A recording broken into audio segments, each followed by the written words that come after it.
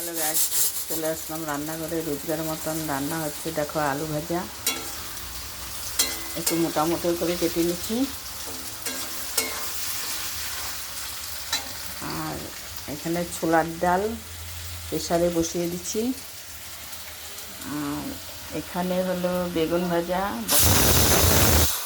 সবজি থাকে না, নষ্ট হয়ে যায়, তা আমরা দুজন মানুষ খাবো, ওই জন্য অল্প করেই করছি, গরম গরম। আর বটবটি ভাজা, এখানে ঝিঙ্গা ডাঁটা দিয়ে এর মধ্যে দিব। এখানে ভাত দিয়ে খাওয়ার জন্য শসা কেটে রেখেছি, আর ভাত হয়ে গেছে, ভাত উপর করে দিচ্ছি।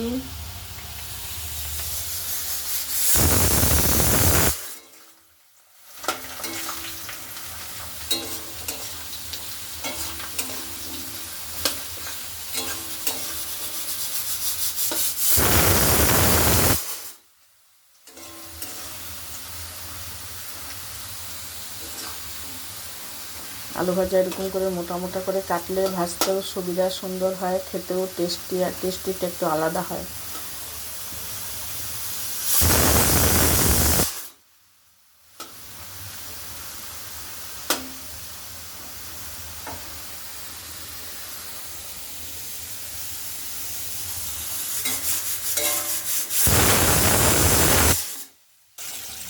আলু ভাজা হয়ে গেছে, বেগুন ভাজছি।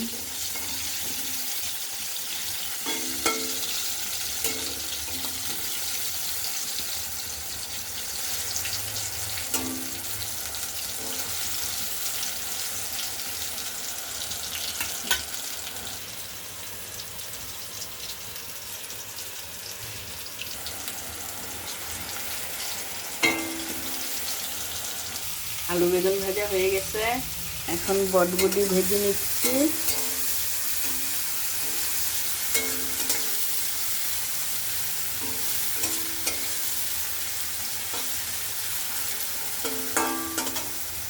বটবটি ভাজাও হয়ে আসছে, নামায় নিব। ডাল সম্বার দিয়ে দিচ্ছি, ছোলার ডাল, ডালটা একটু জাল হবে। ডাঁটা আর ঝিঙ্গা দিয়ে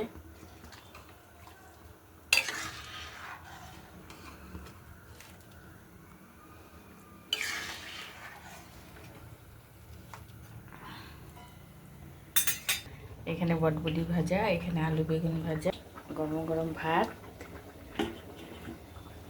ডাল, রান্না কমপ্লিট। ঠিক আছে, টাটা বন্ধুরা।